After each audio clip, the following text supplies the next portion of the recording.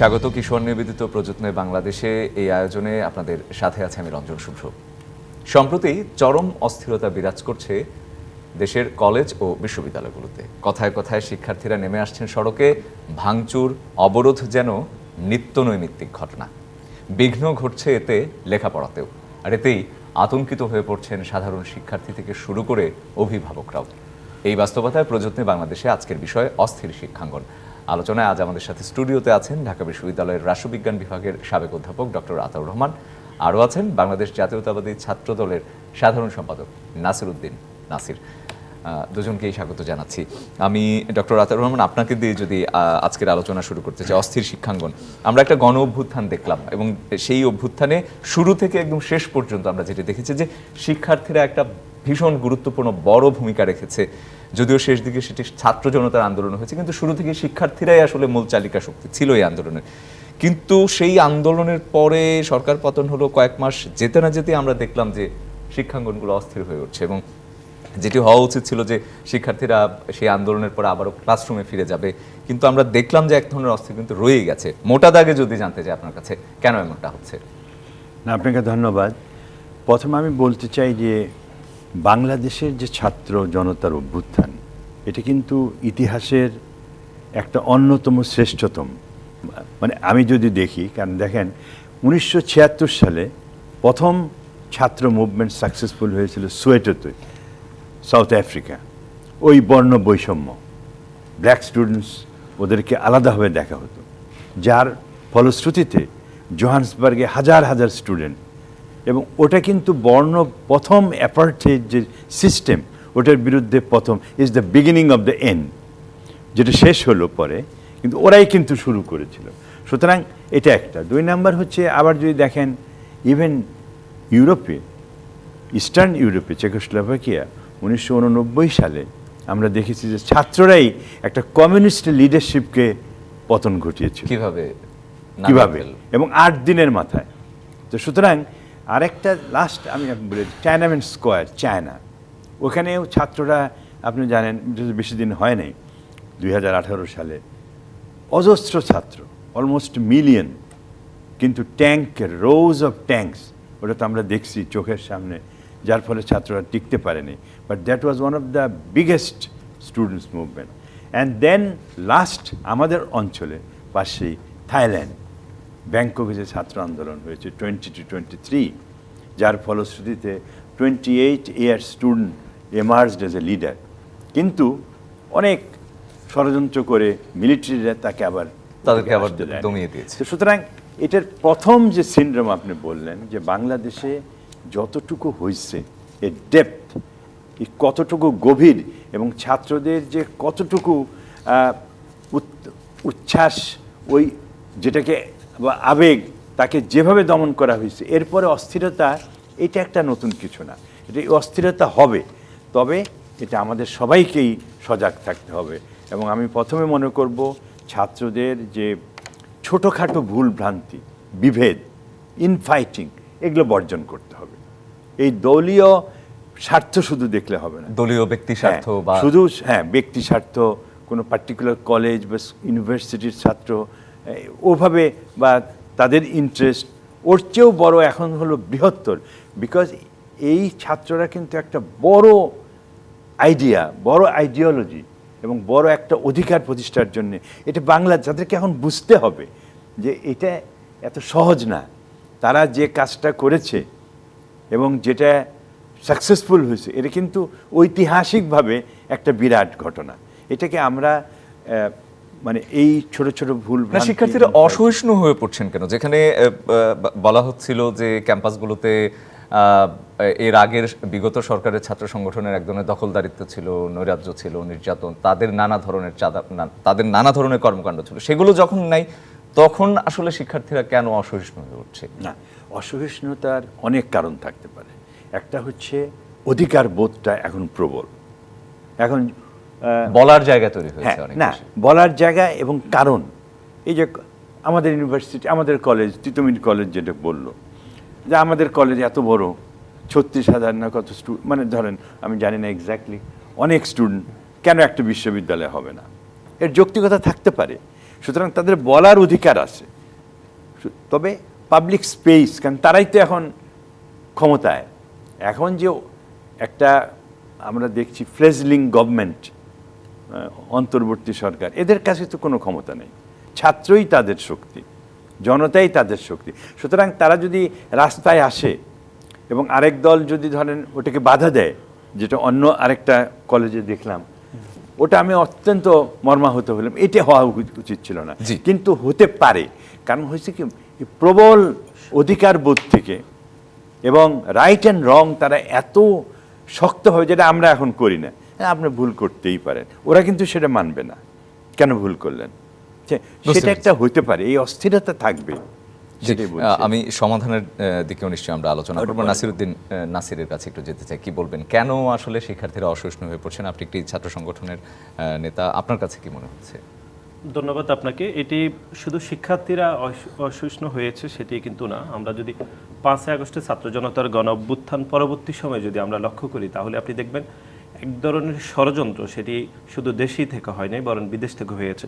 5ই আগস্টের ছাত্র জনতার গণ অভ্যুত্থানের পরে প্রথম ষড়যন্ত্র হয়েছে আমাদের পার্শ্ববর্তী দেশ ভারত থেকে। আপনি দেখেছেন বাংলাদেশের 3টি জেলাতে বন্যা হয়েছিল, যেটি ফেনীতে সচরাচর মাঝে মধ্যে বন্যা আমরা লক্ষ্য করি, কিন্তু নোয়াখালী এবং লক্ষ্মীপুরে কিন্তু গত প্রায় 30-40 বছরে সেভাবে কোনো বন্যা হয়নি। এটি বলা হচ্ছে যে 5ই আগস্টের ছাত্র জনতার গণ অভ্যুত্থানের স্পিডটি পার্শ্ববর্তী দেশ আসলে ধারণ করতে পারেনি, এবং তারই ধারাবাহিকতায় সেই দেশ ইচ্ছাকৃতভাবে এবং আমাদের দেশকে কোনোরকম না জানিয়ে সেটি তাদের বাঁধ কিন্তু খুলে দিয়েছিল, এবং সেই জন্য বন্যা হয়েছিল। এবং তার পরবর্তীতে আপনি দেখেন যে কয়েকটি ষড়যন্ত্র হয়েছিল, যেমন আনসারের একটা বিদ্রোহ হয়েছিল, রিক্সা শ্রমিকের বিদ্রোহ কয়েকদিন আগেও দেখেছি, এর আগেও কিন্তু হয়েছে। এরপরে শ্রমিক বিদ্রোহ আমরা গাজীপুরে দেখেছি।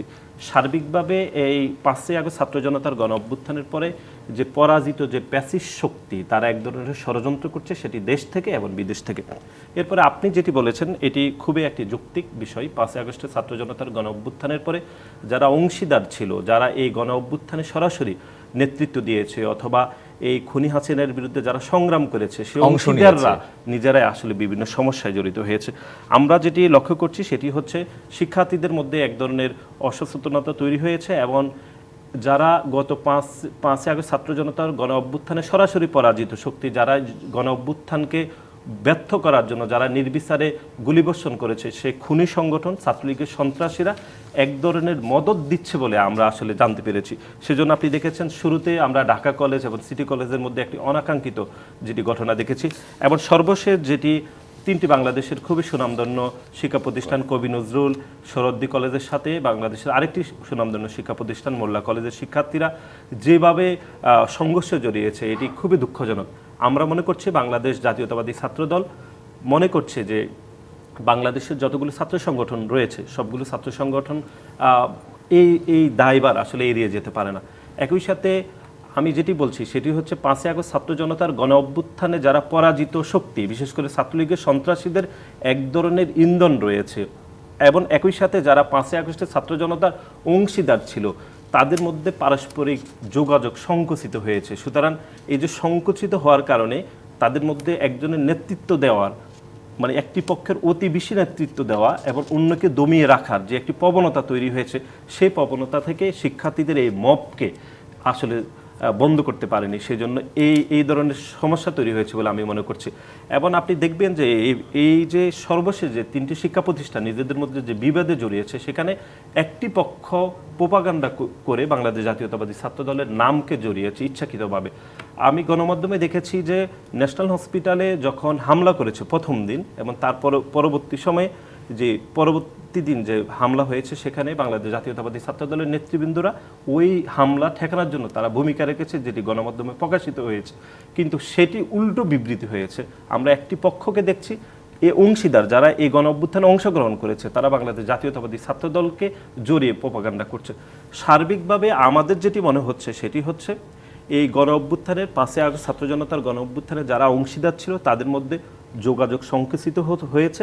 আবার একটি পক্ষ অতি বেশি নেতৃত্ব চলে যাচ্ছে, বা তারা অনেক বেশি নেতৃত্ব দেওয়ার চেষ্টা করছে, সেই প্রবণতাগুলো শিক্ষার্থীদের মধ্যে একটা অসহিষ্ণু ধারা তৈরি করেছে এবং শিক্ষার্থীদের মধ্যে এক ধরনের মব তৈরির একটি অপচেষ্টা চলছে। মানে সুতরাং আমি মনে নিজে করছি নিজেই সব নিজে- ধরনের হ্যাঁ, করা- বিচার নিয়ে করা যেটি আমি মনে করছি যে শিক্ষার্থীরা অতি দ্রুত সময়ের মধ্যে ক্লাস পরীক্ষায় ফিরে যাওয়া উচিত এবং ছাত্র সংগঠনগুলোর মধ্যে যে নিশ্চয়ই। আন্তঃযোগাযোগ সেটি আরো বৃদ্ধি করা উচিত। আরো আমি আসবো আপনার কাছে নাসিরউদ্দিন নাসির, মানে শিক্ষাঙ্গনের পরিবেশ যেটি হচ্ছে সেগুলো শুনলাম আমরা। আপনারা আসলে কি করছেন ছাত্র সংগঠন হিসেবে, বড় একটি ছাত্র সংগঠন, সেই প্রসঙ্গে আপনার কাছে আসবো, কিন্তু ডক্টর আতাউর রহমানের কাছে একটু যেতে চাই। সরকারের প্রসঙ্গে যদি আসি, যেটি হচ্ছে আমরা দেখলাম যে এই বছরে আগস্ট এবং সেপ্টেম্বরে আন্দোলনের মাধ্যমে আমরা দেখলাম স্কুল কলেজের প্রধানদের পদত্যাগে বাধ্য করা হয়েছে, তাদেরকে নানাভাবে সরিয়ে দেওয়ার চেষ্টা করা হয়েছে, কোথাও কোথাও সফলতা এসেছে। শিক্ষা মন্ত্রণালয় থেকে আমরা আসলে বিবৃতি ছাড়া তেমন কিছু আসলে দিতে দেখিনি, সেই ক্ষেত্রে এক ধরনের নীরবতাই দেখেছি। অন্তর্বর্তী সরকার কি আসলে পরিস্থিতি নিয়ন্ত্রণে আসলে কিছুটা মানে আমি ব্যর্থ বলবো না, আমি বলবো যে আসলে কিছুটা অবহেলাও দেখিয়েছে কিনা, মানে এখানে আমি বলবো যে দায় কি এড়াতে পারে আসলে সরকার? এটা দায় ওইভাবে করা যাবে না। কারণ হচ্ছে যে আমি বলছি যে অন্তর্বর্তী সরকার এইভাবে যে একটা মনস্তাত্ত্বিক বিপ্লব তো হয়েছে স্টুডেন্টদের মধ্যে। আপনি যদি দেখেন যে তারা কিন্তু কোনো কিছুই মানতে চায় নাই, এটাই হয়। কারণ এটা যদি বৈপ্লবিক চেতনাটাই হলো যে তাড়াতাড়ি পরিবর্তন করা, তারা দেরি করতে চায় না। কিন্তু আমাদের যে সমাজ কাঠামো, আমাদের যে সরকারি স্ট্রাকচার বা government structure, the governing process, এগুলো কিন্তু সীমাবদ্ধতা অত্যন্ত। এখনও আপনি যান, ওরা যতই বলুক bureaucracy take so much time, ওরা অস্থির হয়ে যায়। আমরা নিজেরাই অনেক সময় অস্থির হতাম শিক্ষকরা। আমার মনে আছে স্বাধীনতার পরে, বিশ্বাস করেন, আমি যখন প্রথম গেছি, যাওয়ার পরে আমি বিদেশে যাব, আমার ফাইল ক্লিয়ার করে না। আমি রুমে ঢুকে গেছি, deputy secretary doctor Kamal Siddiqui তখন ছিলেন, মানে আপনি করবেন কি করবেন না। মানে তখন আমাদের তো ওরকম, I am lecturer, young lecturer, but then just motivated যে আমরা একটা যুদ্ধ করে আসছি, আপনারা কেন দিবেন না আমাদেরকে? আমি স্কলারশিপ পাইছি, আপনারা, আমার টাইম চলে যাচ্ছে। সুতরাং ওদের মধ্যেও একটা এরকম থাকে, এই স্টুডেন্টদের মধ্যেও। আর এই সরকার কিছুটা আমি মনে করি যে তারা is not prompt in responding. কারণ শিক্ষা উপদেষ্টা আমারই বন্ধু এবং আমরা সহপাঠী, ওর রিয়াকশন লেভেল তো কম, রেসপন্স লেভেল তো একটু কম থাকে। ও বুঝতে চায়, এত আর্গুমেন্ট এত রেশনাল দিয়ে ওরা তো সহ্য করতে পারবে না, এটা স্বাভাবিক এই পর্যায়ে। কারণ বলবো উনি এত দেরি করছেন কেন, উনি কেন বলেন না। সুতরাং এটা একটা দিক। আরেকটা দিক আমি আপনাকে বলি, স্টুডেন্টস একটা বিপ্লব করেছে, কিন্তু তাদের তো মোটিভেশন এখনো চেঞ্জ হয়নি। আমরা তো নতুনভাবে শিক্ষকরাও পারি নাই যে তাদেরকে, শিক্ষকরা অনুপস্থিত সব জায়গায়, তাদের যে গাইড করবে, তাদের যে একটা পথে আনবে যে বাবা একটু সহনশীল হও, অন্যের প্রতি, এগুলো আসতে হবে, আসবে। আস্থার জায়গারও নিশ্চয়ই এক ধরনের ঘাটতি আস্থা আছে, এবং শিক্ষকরাও তারা, অনেক শিক্ষকরাও তারা জানে যে তারা কি করেছে বিগত দিনে, তাদের প্রতিও বিশ্বাস করতে পারছে না। সুতরাং এই যে বিশ্বাস বা আস্থা আপনি যেটা বললেন, ওটাও একটা দিক বটে, একটা কারণ। আমি একটু যোগ করতে চাই, সেটি হচ্ছে স্যার যেটি বললেন যে শিক্ষা উপদেষ্টা হয়তো পরিস্থিতি অবজার্ভ করতে উনি সময় নিয়েছেন। আমার একটু ভিন্ন মত রয়েছে। সেটি হচ্ছে ন্যাশনাল হসপিটালে যেদিন হামলা হয়েছে প্রথমবার, তখনই কিন্তু আমরা দেখেছি কবি নজরুল কলেজের শিক্ষার্থীরা এবং শরদ্দি কলেজের শিক্ষার্থীরা কিন্তু ঘোষণা দিয়েছে আগাম যে তারা পরের দিন কিন্তু মোল্লা কলেজে হামলা করবে। ঠিক তার 15 ঘন্টা কিন্তু সময় ক্ষেপণ হয়েছে। ওই সময় শিক্ষামন্ত্রী শিক্ষা উপদেষ্টা বলেছেন যে ছাত্র জনতাই এই যে হামলা হবে সেটি ঠেকিয়ে দিতে পারবে। উনি এরকমই মন্তব্য করেছেন গণমাধ্যমে। আমি মনে করছি ওনার এই মন্তব্য একটি নতুন করে মব তৈরিতে সহযোগিতা করে। উনি ওইটি শক্তভাবে বলতে পারতেন, আইন শৃঙ্খলা বাহিনীর সহযোগিতা নিতে পারতেন, এখন আমাদের আর্মি রয়েছে তাদের সহযোগিতা নিতে পারতেন। উনি সেটি না বলে বরং শিক্ষার্থীদেরকে একটি মব সৃষ্টির দিকে বা মবের দিকে গিয়েছে বলে আমার সেটি মনে হয়েছে। এবং উনি আরো দায়িত্বশীল হওয়া উচিত ছিল, আরো বেশি দায়িত্বশীল আচরণ করতে পারতেন। শুনবো নিশ্চয়ই আপনার কাছ থেকে, দুজনের কাছ থেকে শুনবো। একটা বিরতির সময় গেছে প্রযত্নে বাংলাদেশে। কিশোর নিবেদিত প্রযত্নে বাংলাদেশে নিচ্ছে একটা বিরতি, ফিরছে শিগগিরই, সঙ্গে থাকুন। আমন্ত্রণ আরও একবার কিশোর নিবেদিত প্রযত্নে বাংলাদেশ অনুষ্ঠানে। আমাদের আজকের বিষয় অস্থির শিক্ষাঙ্গন, আর আলোচনায় আজকে আমাদের সাথে আছেন নাসিরউদ্দিন নাসির এবং ডক্টর আতাউর রহমান। নাসিরউদ্দিন নাসির, আপনার কাছে এবারে যেতে চাই, যেটি হচ্ছে যে আমরা শিক্ষাঙ্গনের পরিস্থিতি নিয়ে কথা বলছিলাম, ছাত্র সংগঠন নিয়ে কথা বলছিলাম, শিক্ষার্থীদের নিয়ে কথা বলছিলাম। আপনারা একটি বড় ছাত্র সংগঠন, আপনারা আসলে কি করছেন এই অস্থিরতা কমাতে? আপনাদের যদি পদক্ষেপগুলো একটু শুনি। আমরা যেটি 5 আগস্টের ছাত্র জনতার গণ অভ্যুত্থানের মাধ্যমে বাংলাদেশে ছাত্র রাজনীতির আসলে একটি মাইল ফলক অর্জন হয়েছে, অর্থাৎ যে ছাত্রলীগের সন্ত্রাসীরা গত 15.5 বছর ধরে যে লেজুর ভিত্তির এবং দখলদারিত্বের রাজনীতি কায়েম করেছে, সেটি আসলে চিরতরে বন্ধ হয়েছে। 5 আগস্ট ছাত্র জনতার গণ অভ্যুত্থানে আপনাকে নির্ধারণ করে দিয়েছে যে আপনার সামনে আসলে একটি রাস্তা রয়েছে, সেটি হচ্ছে একটি ইতিবাচক রাজনীতি করতে হবে, এর বাইরে আসলে কোনো ধরনের কোনো রাস্তা নেই। আমরা যেটি মনে করছি সেটি হচ্ছে 5 আগস্টের ছাত্র জনতার গণ অভ্যুত্থানের পরবর্তী সময়ে 21 শতক উপযোগী একটি মেধাভিত্তিক ছাত্র রাজনীতি বিনির্মাণে বাংলাদেশ জাতীয়তাবাদী ছাত্রদল শিক্ষার্থীদের মতামত নিচ্ছে এবং বাংলাদেশের প্রায় 2000-এরও অধিক শিক্ষা প্রতিষ্ঠানে ইতিমধ্যে বাংলাদেশ জাতীয়তাবাদী ছাত্রদল কাজ করছে যে সাধারণ শিক্ষার্থীদের মতামতের ভিত্তিতে আমরা আসলে রাজনীতি করতে চাই।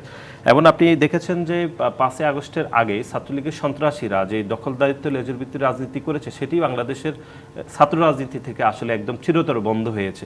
আমি যদি আপনাকে একদম উদাহরণস্বরূপ বলি, তাহলে গেস্টরুম কালচারের যে ভয়াবহ নির্যাতন, সেটি গত 3.5 মাসে আপনি একটিও আসলে দেখাতে পারবেন না। এবং হচ্ছে গণরুম, গেস্টরুম কালচার এবং জোর করে মিছিলে নেওয়া সহ গতানুগতিক যে নেতিবাচক রাজনীতি, সেটি আসলে বন্ধ হয়েছে, অথবা বাংলাদেশ জাতীয়তাবাদী ছাত্রদল এই ধরনের কোনো নেতিবাচক রাজনীতি আসলে যায়নি। এবং আমরা যেটি মনে করছি, বাংলাদেশ জাতীয়তাবাদী ছাত্রদল ইতিমধ্যে নো হার্ম প্রিন্সিপাল নিয়েছে, অর্থাৎ বাংলাদেশ জাতীয়তাবাদী ছাত্রদলের রাজনীতিতে বা আমাদের রাজনীতির প্র্যাকটিসের মধ্যে বাংলাদেশের কোনো সাধারণ শিক্ষার্থীরা আমাদের নো হার্ম প্রিন্সিপাল, অর্থাৎ আমাদের দ্বারা কেউ আসলে আক্রান্ত হবে না। গত 3 মাসে এরকম একটি ঘটনা আপনি দেখাতে পারবেন না। আমরা যেটি মনে করছি, বাংলাদেশের সাধারণ শিক্ষার্থীদের অধিকারের জন্য বাংলাদেশ জাতীয়তাবাদী ছাত্রদল দীর্ঘ 5 দশকের বেশি সময় ধরে যে আন্দোলন সংগ্রাম করছে, সেই শিক্ষার্থীদের অধিকারের জন্য আমরা আরো বেশি কাজ করতে চাই।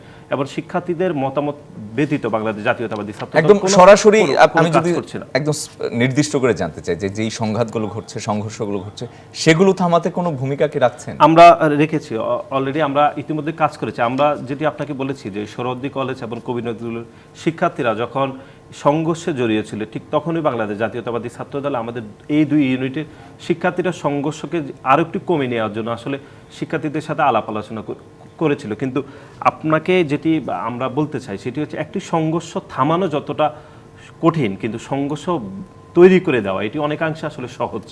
কিন্তু আমরা মনে করছি এই সংঘর্ষের পরবর্তী সময়ে আমরা বাংলাদেশ জাতীয়তাবাদী ছাত্রদল 2 শিক্ষা প্রতিষ্ঠানের শিক্ষার্থীদের সাথে আমরা আলাপ করেছি, এবং আব্দুল মোল্লা কলেজের শিক্ষার্থীদের সাথে আমরা আলাপ করেছি, এবং শিক্ষকদের সাথে আমরা আলাপ করেছি কিভাবে এই সমস্যা দ্রুত নিরসন করা যায়। সেজন্য বাংলাদেশ জাতীয়তাবাদী ছাত্রদল বদ্ধপরিকর। এর বাইরে আমরা তিতুমির কলেজের শিক্ষার্থীদের সাথে আমরা কেন্দ্রীয়ভাবে আলাপ করেছি। তারা যে দাবি দাওয়া করেছে সেটি যৌক্তিক বা অযৌক্তিক সেটি হচ্ছে অন্য বিষয়, কিন্তু আপনার যে দাবিতে তারা আন্দোলন করেছে অথবা রাস্তা বন্ধ করেছে, সেটি কোনোভাবে যৌক্তিক আকার হতে পারে না। এর আগে আমরা দেখেছি ঢাকা কলেজের শিক্ষার্থীরা এবং সিটি কলেজের শিক্ষার্থীদের মধ্যে যখন সমস্যা হয়েছিল, সেই সমস্যা নিরসনের জন্য আমরা কেন্দ্রীয়ভাবে কাজ করেছি। সুতরাং আমরা যেটি মনে করছি সেটি হচ্ছে, বাংলাদেশ জাতীয়তাবাদী ছাত্রদল বিশেষ করে ঢাকাতে যে শিক্ষা প্রতিষ্ঠানগুলোর মধ্যে গত 2-1 সপ্তাহের মধ্যে যে জটিলতা তৈরি হয়েছে, বিভেদ তৈরি হয়েছে, সেই নিরসনের জন্য আমরা শিক্ষার্থীদের সাথে আলাপ আলোচনা করছি। আমরা মনে করছি যে 21 শতক উপযোগী একটি মেধাভিত্তিক ছাত্র রাজনীতি বিনির্মাণ করতে হলে শিক্ষার্থীদের মতামতের ভিত্তিতে আসলে রাজনীতি করতে হবে। সেখানে বাংলাদেশের শুধু ছাত্র সংগঠনগুলো শুধু তাদের ভূমিকা রাখলে হবে না, বরং যারা এখনকার সরকারে রয়েছে তাদেরও আসলে অনবদ্য ভূমিকা রাখতে হবে। আসলে সবার সম্মিলিত প্রচেষ্টাতেই আসলে শিক্ষাঙ্গন এক ধরনের। এবং আমরা শিক্ষার্থীদেরকে বলছি যে এখন সময় হয়েছে আসলে আমাদের শিক্ষার্থীদেরকে ক্লাসরুমে ফিরে যাওয়া, তাদের পড়াশোনা মনোযোগ দেওয়া, এটি আসলে অনেকাংশে বেশি গুরুত্ব আরোপ করতে হবে। সেই বিষয়টা আমরা আসলে বেশি নিশ্চিত করতে চাই। নাসিরউদ্দিন, আপনাকে ধন্যবাদ। ডক্টর আতাউর রহমান, শিক্ষার্থীদের মানসিকতায় কি আসলে এক ধরনের পরিবর্তন চলে আসলো, যেটি আসলে পরবর্তী জীবনে আসলে বা পরবর্তীতে ক্লাসরুমে তারা ফিরে গেলেও সেটি কি কোনো ধরনের ভূমিকা রাখবে? আর আরেকটি বিষয় যেটি হচ্ছে যে বারবারই এটি আলোচিত হচ্ছে যে শিক্ষা প্রতিষ্ঠানের প্রশাসনগুলো আসলে কেন আসলে শক্ত হতে পারছে না, সেইটাও একটু কারণটা যদি। প্রথমে আমি বলি যে হ্যাঁ, মনস্তাত্ত্বিক, বিকজ যে ট্রমেটিক একটা ইভেন্টের মধ্যে দিয়ে তারা গেছে, মানে সমস্ত ছাত্র সমাজ যেভাবে, it is a trauma, no doubt about it. এটা, এবং আপনি জানেন যে যুদ্ধে যখন মানুষ করে এই ট্রমেটিক এক্সপিরিয়েন্সটা এত বেশি হয় যে 2-3 বছর লাগে টু রিকাভার। এই ট্রমাটা তো ওরা এখন বুঝতে পারবে না, আস্তে আস্তে বুঝবে। সুতরাং এই যে তাদের রেসপন্সটা, একটা কেউ কিছু বললেও তাদের কথাটাই ঠিক, এটা এরকম আইডিয়াটা, এটা কিন্তু ট্রমার থেকে হয়। সুতরাং এটাকে অ্যাড্রেস করতে হবে। আর আমি যেটা ঢাকা বিশ্ববিদ্যালয়ে বহুদিন পরে যেটা আমার অভিজ্ঞতা হলো যে ছাত্ররা মোটামুটি, মানে আমি বলবো যে 90% শান্ত। ভিতরে যেগুলো চলছে কিছু কিছু তো থাকবেই, বিকজ আমরা এমন একটা জাতি, বিভক্তি ছাড়া তো কিছু বুঝতে চাই না।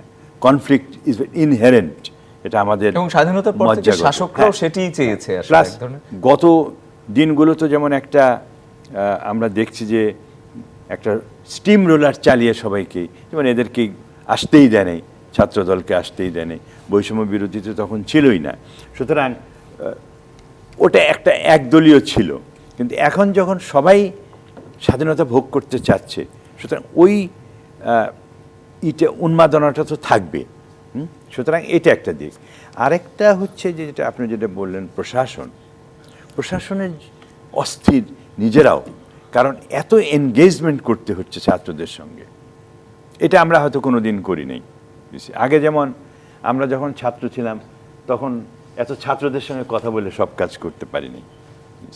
এখন তো new system, new process has develop, যে সবার সঙ্গে কথা বলতে হবে। একটা হল চালাতে গেলে হলে গেলাম, এখন ভিসি সাহেব যেরকম সারাক্ষণ ব্যস্ত থাকেন, আমরা বলি ইন্টারেস্ট অ্যাকোমোডেশন, প্রত্যেকের স্বার্থ, প্রত্যেকেই তারপর দ্বন্দ্ব, এগুলো নিরসন করার জন্যে এটা তাকে করতেই হচ্ছে। কোথায় ক্যাম্পাস, এত বড় ক্যাম্পাসের কোথায় কি হচ্ছে সেগুলো স্পট করতে হয়। সো প্রক্টরের দায়িত্ব এরকম, তার কাছে যায়, তারপরে তাদেরকে নিয়ে বসে এগুলো। এখন তো ওই আগের মতো কমান্ড স্ট্রাকচার নাই, যে বললাম আর সবাই রাজি হয়ে গেল, বুঝতে পেরেছি। সেদিন চলে গেছে।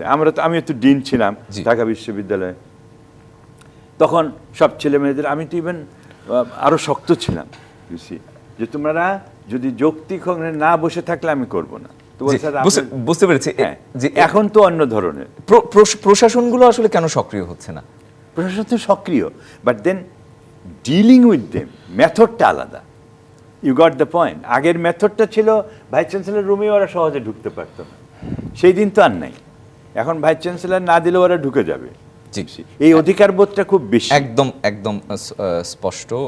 আমরা আরেকটি বিরতির দিকে যাব, কিন্তু তার আগে সংক্ষেপে একটু যদি নাসিরউদ্দিন আপনার কাছে। আমি যেটি বলতে চাই সেটি হচ্ছে, জুলাই এবং আগস্টে শিক্ষার্থীরা আসলে অংশীদার ছিল। শিক্ষার্থীদের মধ্যে এক ধরনের প্রবণতা তৈরি হয়েছে হয়তো, সেটি হচ্ছে যেহেতু শিক্ষার্থীরা আসলে স্ব-উদ্যোগে এই গণ অভ্যুত্থানে অংশগ্রহণ করেছে, সুতরাং এখানে নেতৃত্বের বিষয়ে শিক্ষার্থীরা আসলে অন্যের নেতৃত্বটা আসলে সেভাবে মেনে নিতে পারছে না। শিক্ষার্থীরা নিজেরাই মনে করছে যে গণ অভ্যুত্থানে আমি সরাসরি অংশগ্রহণ করেছি, সুতরাং আমি যেটুকু বলবো সেইটুকু আসলে মানতে হবে প্রশাসনকে। সে ধরনের এক ধরনের প্রবণতা মনস্তাত্ত্বিকভাবে শিক্ষার্থীদের মধ্যে জাগ্রত হচ্ছে বলে, এবং বিভাজনও নিশ্চয়ই একটি বড় কারণ। এবং একই সাথে আপনি দেখেছেন যে গত 15.5 বছর ধরে একটি পক্ষ যারা আসলে গোপনে ছাত্র সংগঠন করেছে, এখন আসলে প্রকাশ্যে এসে রাজনীতি করছে, তাদের মধ্যে এক ধরনের শিক্ষার্থীদের ভিতরে বিভাজন তৈরির চেষ্টা চলছে, প্রোপাগান্ডা তৈরি করার চলছে।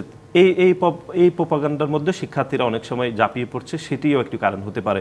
এবং একই সাথে যারা পরাজিত প্যাসিস্ট শক্তি, বিশেষ করে খুনি সংগঠন ছাত্রলীগের সন্ত্রাসীরা নিজেরাই চাচ্ছে আসলে এই শিক্ষার্থীদের মধ্যে বিভাজন তৈরি করে গণ অভ্যুত্থানের স্পিড কিভাবে বাধাগ্রস্ত করা যায়, সেই প্রবণতা তারা তো সবসময় করে যাচ্ছে। সেটিও আমার মনে হচ্ছে সচেতন থাকতে হবে। এবং একই সাথে আমাদের যারা অভিভাবক রয়েছে শিক্ষার্থীদের, তাদেরকেও আসলে আরও বেশি মনোযোগ হতে হবে। এবং স্যার যেটি বলছিলেন সেটি হচ্ছে বিশ্ববিদ্যালয় প্রশাসন অথবা কলেজের যারা দায়িত্বে রয়েছেন তাদেরকে আরেকটু শক্ত হাতে সেটি আসলে শক্ত হাতে সেটি দেখতে হবে, নতুবা পরিস্থিতি আরেকটু জটিল হয়ে যাবে, আমি সেটি মনে করছি।